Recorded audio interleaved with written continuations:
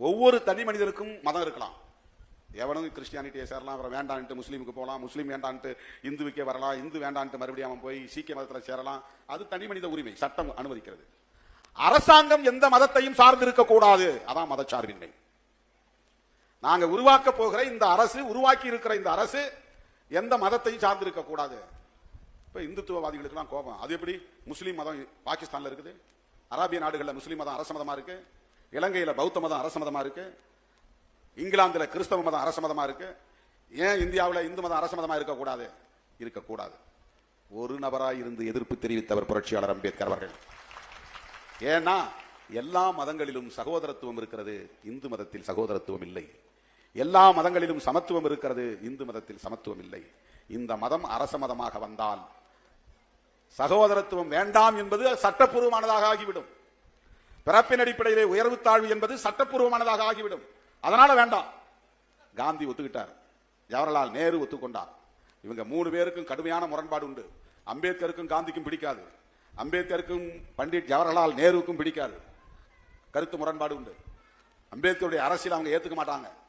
ஏன்னா நீ எஸ்சின்னு தனியா பிரிச்சுனா எங்க இந்து மதம் பலவீனப்பட்டு போயிருங்கிற கவலை காந்திக்கு.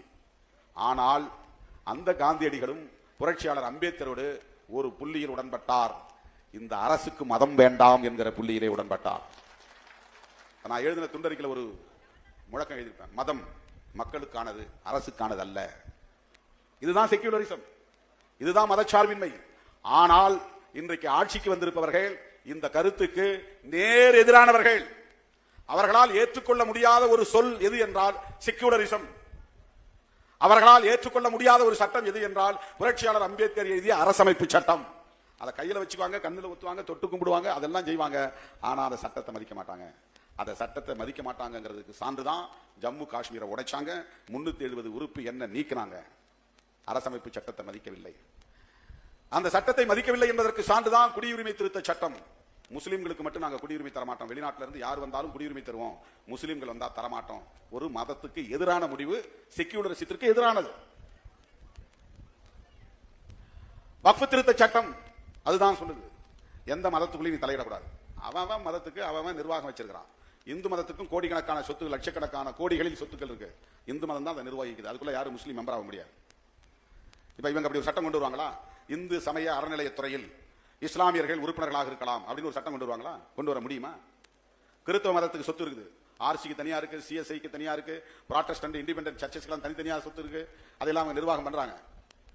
இதுக்கு அடுத்து அதை தான் கை வைக்க போறாங்க. அவங்க மட்டும்தான் அதை நிர்வாகம் பண்றாங்க. ஆனா இவன் இதுக்குள்ள நுழைகிறான்.